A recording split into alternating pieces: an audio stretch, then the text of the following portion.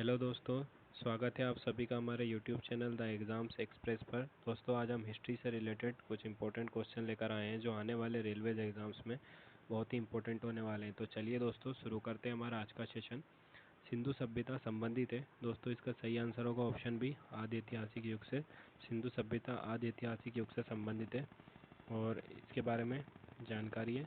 लेखन कला के ज्ञान से पहले का कालखंड आदि ऐतिहासिक कालखंड होता है और सिंधु सभ्यता आदि ऐतिहासिक काल की सभ्यता है, क्योंकि यहाँ पर लिखने का ज्ञान तो था किंतु इसका प्रयोग इतिहास निर्माण में नहीं किया जा सकता।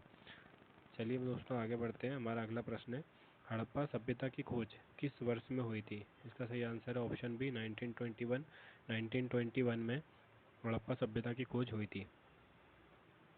आगे बढ़ते हैं।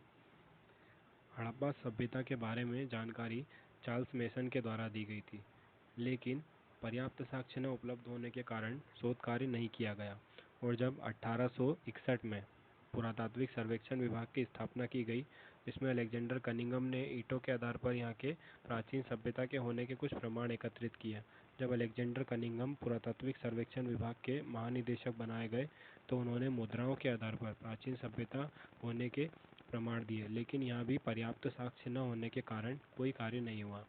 लॉर्ड कर्जन के शासनकाल में जब 1907 में पुरातत्व विभाग की स्थापना की गई, जब कुछ समय बाद पाकिस्तान के मोंटगोमरी क्षेत्र में रेलवे लाइन बिछाने का काम चल रहा था, तो वहाँ से कुछ ईंटें प्राप्त हुई। तो तत्कालीन विभाग अध्यक्ष जॉन मार्शल को इसकी जानकारी दी गई और जॉन मार्शल ने दयाराम साहनी को भेजा।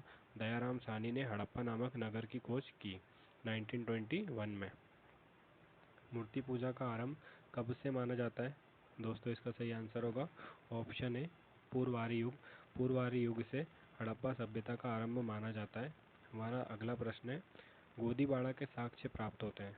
दोस्तों इसका सही आंसर होगा ऑप्शन ए, लोथल। लोथल से गोदीबाड़ा के साक्ष्य प्राप्त होते हैं। आगे बढ़ते हैं। लोथल यहाँ गुजरात के अहमदाबाद जिले में भोगवा नदी के तट पर स्थित है। लोथल की खोज सर्वप्रथम डॉक्टर एस.आर. राव ने 1955 में की थी और यह हड़प्पा का एक बंदरगाह नगर भी था और यहाँ से गोदीबाड़ा के साक्ष्य मिलते हैं। चलिए दोस्तों बढ़ते हैं आगे। भारत में हड़प्पा का सबसे बड़ा स्थल कौन सा है? दोस्तों इसका सही आंसर होगा ऑप्शन बी, राखीगढ़ी। भारत में हड़प्पा का सबसे बड़ा स्थल राखीगढ़ी है और राखीगढ़ी हरियाणा के हिसार जिले में घग्गर नदी के तट पर स्थित है और खोजकर्ता हैं अमरेंद्र नाथ। मई 2021 में ग्लोबल हेरिटेज फंड ने इसे एशिया के 10 ऐसे विरासत स्थलों की सूची में शामिल किया है जिनके नष्ट हो जाने का खतरा है। चलिए आगे बढ़ते हैं। हड़प्पा सभ्यता की मुख्य विशेषता थी। दोस्तों इसका सही आंसर होगा ऑप्शन है, नगर नियोजन। हड़प्पा सभ्यता की सबसे मुख्य विशेषता यहाँ का नगर नियोजन थी और हड़प्पा सभ्यता की जो मुख्य विशेषता थी क्या थी? नगर नियोजन। और प्रत्येक नगर दो भागों में विभक्त था। पहला था पश्चिमी टीला, इसे दुर्ग टीला भी कहा जाता है और यहाँ पर महत्वपूर्ण प्रशासनिक एवं सार्वजनिक भवन स्थित है। पूर्वी टीला या सामान्य नागरिक, व्यापारी, कारीगर, श्रमिक आदि रहते थे।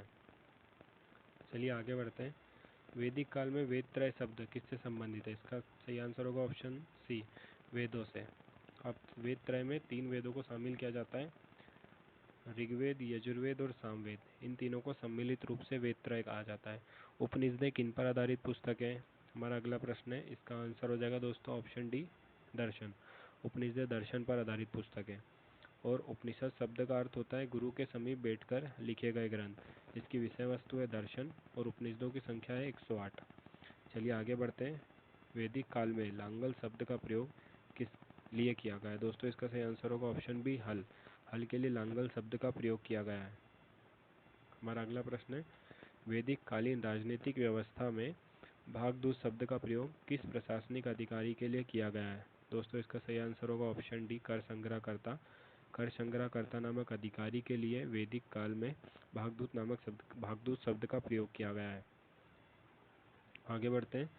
जंगल विभाग के प्रधान को क्या कहा जाता था? गोवीकर्तन। कर संग्रहकर्ता को भागदूत कहा जाता था। जो राजा का सारथी होता था उसे सूट कहा जाता था और सेनापति को सेनानी कहा जाता था। त्रिपिटक किस धर्म से संबंधित है? दोस्तों इसका सही आंसर होगा ऑप्शन बी, बौद्ध धर्म। त्रिपिटक बौद्ध धर्म से संबंधित है। आगे बढ़ते हैं, इसके बारे में जानकारी है। त्रिपिटक बौद्ध धर्म से संबंधित है। सूत पिटक, विनय पिटक और अभिधम पिटक, इन्हें सम्मिलित रूप से त्रिपिटक कहा जाता है। और सूत पिटक और विनय पिटक की संकलन प्रथम बौद्ध संगति के दौरान आनंद द्वारा किया गया था और तृतीय बौद्ध संगति में अभिधम पिटक की रचना की गई। आगे बढ़ते हैं। महाभिनिष्क्रमण बुद्ध के जीवन की किस घटना से संबंधित है? दोस्तों इसका आंसर होगा ऑप्शन सी, उनका गृह त्याग। महाभिनिष्क्रमण महात्मा बुद्ध के गृह त्याग से संबंधित है। महात्मा बुद्ध को क्रमशः जरा, रोगी, मरा हुआ व्यक्ति और सन्यासी दिखाई दिए और महात्मा बुद्ध ने 29 वर्ष की अवस्था में अपने घोड़े खंदक और सारथी चन्ना को साथ लेकर निकले और अनोमा नदी के तट पर उन्होंने अपने राजशाही वस्त्रों को उतार दिया और गेरुआ वस्त्र धारण किया। इस घटना को महाभिनिष्क्रमण के नाम से जाना गया है। हमारा अगला प्रश्न है, गृह त्याग के बाद बुद्ध के सबसे प्रथम शिक्षक कौन हुए? दोस्तों इसका सही आंसर होगा ऑप्शन ए, अलार कलाम। अलार कलाम महात्मा बुद्ध के प्रथम शिक्षक हुए। महात्मा बुद्ध गृह त्याग करने के बाद सबसे पहले वैशाली अलार कलाम जी के आश्रम पहुँचे और अलार कलाम सांख्य दर्शन के विद्वान थे और अलार कलाम जी से इन्होंने सांख्य दर्शन की शिक्षा ली। हमारा अगला प्रश्न है, महावीर स्वामी का जन्म कहाँ हुआ था? इसका सही आंसर है ऑप्शन ए, कुंडग्राम। कुंडग्राम में महावीर स्वामी का जन्म हुआ था। देखते हैं दोस्तों आगे। महावीर स्वामी का जन्म कहाँ हुआ था? कुंडग्राम, वैशाली में। इनके पिता का नाम था सिद्धार्थ, इनकी माता का नाम था त्रिशला, इनके भाई का नाम था नंदीवर्धन, पत्नी का नाम था यशोदा, पुत्री का नाम था प्रियदर्शिनी और दामाद का नाम था जमाली। आगे बढ़ते हैं। जैन धर्म का वास्तविक संस्थापक माना जाता है? इसका सही आंसर होगा ऑप्शन सी, महावीर स्वामी को। जैन धर्म का वास्तविक संस्थापक महावीर स्वामी को माना जाता है और जैन धर्म के संस्थापक ऋषभ देव जी हैं, जिनका चिन्ह है वृषभ। आगे बढ़ते हैं। स्यादवाद किस धर्म से संबंधित है? इसका सही आंसर होगा दोस्तों ऑप्शन बी, जैन धर्म। स्यादवाद जैन धर्म से संबंधित है। स्यादवाद की धारणा जैन दर्शन में भौतिक तत्वों के अस्तित्व को लेकर दी गई है। स्यादवाद शब्द वर्ष धातु से मिलकर बना है, जिसका अर्थ है हो सकता है। चलिए आगे बढ़ते हैं। सेल्यूकस निकेटर ने भारत पर आक्रमण कब किया है? दोस्तों इसका सही आंसर होगा 305 बीसी में सेल्यूकस निकेटर ने भारत पर आक्रमण किया था और सेल्यूकस निकेटर ने भारत पर 305 बीसी में आक्रमण किया और चंद्रगुप्त मौर्य ने उसे बुरी तरह पराजित किया। सेल्यूकस ने अपनी पुत्री कार्नेलिया या हेलेना का विवाह चंद्रगुप्त मौर्य के साथ कर दिया। सेल्यूकस निकेटर ने चंद्रगुप्त मौर्य को एरिया, हेरात, अराकोशिया, कंधार, जेड्रोसिया, बलूचिस्तान और पेरी काबुल का क्षेत्र दहेज में दिया। चलिए आगे बढ़ते हैं। मौर्य वंश के किस शासक को सेंड्रोकोट्स कहा गया है? दोस्तों इसका सही आंसर होगा option A, option D, Chandragupta Maurya. Chandragupta Maurya को स्ट्रेबो और जस्टिन ने सेंड्रोकोट्स कहा है। आगे बढ़ते हैं। हमारा अगला प्रश्न है, मौर्य वंश के किस शासक के समय में तक्षशिला में विद्रोह हुआ? इसका सही आंसर होगा ऑप्शन सी, बिंदुसार के शासनकाल में तक्षशिला में 2 बार विद्रोह हुआ था। जब पहला विद्रोह हुआ तो अशोक ने बिंदुसार ने अपने बड़े पुत्र सुसीम को उस विद्रोह का दमन करने के लिए भेजा, लेकिन फिर भी विद्रोह शांत नहीं हुआ। इसके बाद बिंदुसार ने अशोक को भेजा। हमारा अगला प्रश्न है, भारतीय मेकियावेली कहा जाता है? दोस्तों इसका सही आंसर होगा ऑप्शन डी, कौटिल्य को। कौटिल्य को भारतीय मेकियावेली कहा जाता है।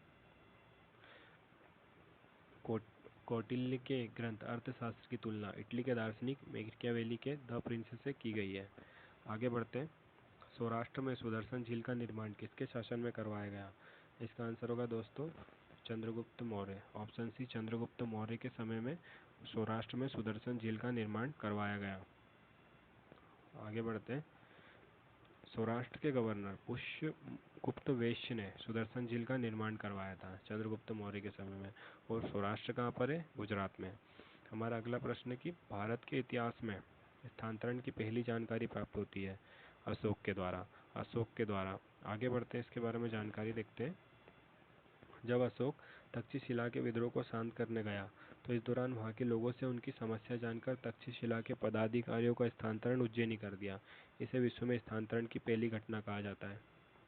अशोक ने कलिंग पर अपने राज्याभिषेक के किस वर्ष आक्रमण किया? इसका सही आंसर होगा 8वां वर्ष। 8वें वर्ष में अशोक ने कलिंग पर आक्रमण किया। कलिंग शासक नंदराज ने अशोक के समय में विद्रोह करना प्रारंभ किया।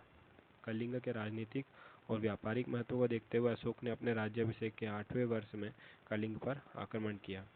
शुंग वंश के किस शासक के समय में हिंदू यूनानी शासक डेमेट्रियस का आक्रमण हुआ था? इसका सही आंसर होगा ऑप्शन ए, पुष्यमित्र शुंग के समय में हिंदू यूनानी शासक डेमेट्रियस का आक्रमण हुआ था। आगे बढ़ते हैं। पुष्यमित्र शुंग ने मौर्य शासक भद्रदत्त की हत्या कर शुंग वंश की स्थापना की। और पुष्यमित्र शुंग के समय में हिंद यूनानी शासक डेमेट्रियस ने हमला किया। पुष्यमित्र शुंग के बीमार होने के कारण अग्निमित्र शुंग ने डेमेट्रियस को बुरी तरह परास्त किया। हमारा अगला प्रश्न है, पतंजलि किस शासक के पुरोहित थे? दोस्तों इसका सही आंसर होगा ऑप्शन बी, पुष्यमित्र शुंग के पुरोहित थे। पुष्यमित्र शुंग ने 2 अश्वमेध यज्ञ किए और इन यज्ञों के पुरोहित पतंजलि थे। चलिए आगे बढ़ते हैं। हमारा अगला क्वेश्चन है, हिंदू यूनानी शासक डेमेट्रियस के आक्रमण की जानकारी किस ग्रंथ से मिलती है? दोस्तों इसका सही आंसर होगा ऑप्शन डी, दोनों।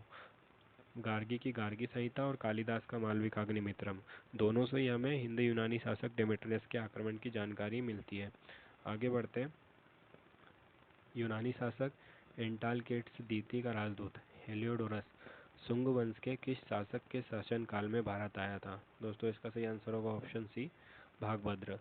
भागभद्र के शासनकाल में एंटालकेट्स द्वितीय का राजदूत हेलियोडोरस भारत आया था। इसके बारे में जानकारी है दोस्तों। यूनानी शासक एंटालकेट्स द्वितीय का राजदूत हेलियोडोरस शुंग वंश के शासक भागभद्र के समय में भारत आया था और हेलियोडोरस ने भागवत धर्म से प्रभावित होकर विदिशा में गरुड़ स्तंभ या हेलियोडोरस स्तंभ का निर्माण करवाया। इसे खम्भ बाबा भी कहा जाता है। हेलियोडोरस ने भागवत धर्म स्वीकार किया था। हमारा अगला प्रश्न है दोस्तों, भारत में सर्वप्रथम लेखयुक्त सिक्के जारी किए थे? इसका सही आंसर होगा ऑप्शन सी, यूनानियों ने। भारत में सर्वप्रथम यूनानियों ने लेखयुक्त सिक्के जारी किए थे। हमारा अगला प्रश्न है, यमन यद्यपि बर्बर थे लेकिन हमारे लिए पूजनीय है क्योंकि उनसे हमने ज्योतिष का ज्ञान सीखा। यह जानकारी हमें किस पुस्तक से मिलती है? दोस्तों इसका सही आंसर होगा ऑप्शन सी, गार्गी की गार्गी संहिता। गार्गी की गार्गी संहिता से हमें यह जानकारी मिलती है। रोमक और पोली सिद्धांत जो पासे पर आधारित ज्योतिष से संबंधित है, इसका ज्ञान हमने यूनानियों से प्राप्त किया था। चलिए दोस्तों हमारा अगला प्रश्न है, शकों की कौन सी शाखा उज्जैनी में स्थापित हुई? दोस्तों इसका सही आंसर होगा ऑप्शन बी, कार्दमक वंश। शकों की शाखा कार्दमक वंश की शाखा उज्जैनी में स्थापित हुई। आगे बढ़ते हैं। कार्दमक वंश की स्थापना चष्टन ने की थी। कहाँ पर? उज्जैनी में। आगे बढ़ते हैं। रुद्रदामन ने किस सातवाहन शासक को पराजित किया? इसका सही आंसर होगा दोस्तों सातकर्णी। रुद्रदामन ने सातकर्णी को पराजित किया था। हमारा जानकारी है दोस्तों कि रुद्रदामन कार्दमक वंश का भारत में सबसे शक्तिशाली शासक था। इसने सातकर्णी को पराजित किया। सातकर्णी के पुत्र वशिष्ठी पुत्र सातकर्णी से अपनी बेटी का विवाह किया। हमारा अगला प्रश्न है, सुदर्शन झील का पुनर्निर्माण करवाया था? दोस्तों इसका सही आंसर है रुद्रदामन। रुद्रदामन ने सुदर्शन झील का पुनर्निर्माण करवाया था। हमारा अगला प्रश्न है दोस्तों, गिरनार अभिलेख संबंधित है? इसका सही आंसर दोस्तों ऑप्शन बी, रुद्रदामन। गिरनार अभिलेख रुद्रदामन से संबंधित है। जानकारी देखते हैं। गिरनार अभिलेख को जूनागढ़ अभिलेख भी कहा जाता है। यह रुद्रदामन से संबंधित है। यह संस्कृत भाषा में लिखा गया भारत का प्रथम अभिलेख है। आगे बढ़ते हैं। उज्जैन से शकों की सत्ता को किसने समाप्त किया? इसका सही आंसर होगा दोस्तों ऑप्शन है, चंद्रगुप्त मौर्य। चंद्रगुप्त मौर्य ने उज्जैन से शकों की सत्ता को समाप्त किया। शक शासक रुद्र सिंह थर्ड की हत्या कर चंद्रगुप्त द्वितीय द्वारा की गई और जिससे उज्जैनी में शक वंश समाप्त हो गया। आगे बढ़ते हैं। पल्लव वंश की स्थापना किसने की थी? दोस्तों इसका सही आंसर होगा ऑप्शन है, मिथ्रेडेमस। मिथ्रेडेमस ने पल्लव वंश की स्थापना की थी। चलिए दोस्तों आज का सेशन यही समाप्त करते हैं। आपको हमारा आज का वीडियो कैसा लगा ये हमें कमेंट बॉक्स में ज़रूर बताएं। प्लीज़ चैनल को लाइक करें, सब्सक्राइब करें। धन्यवाद।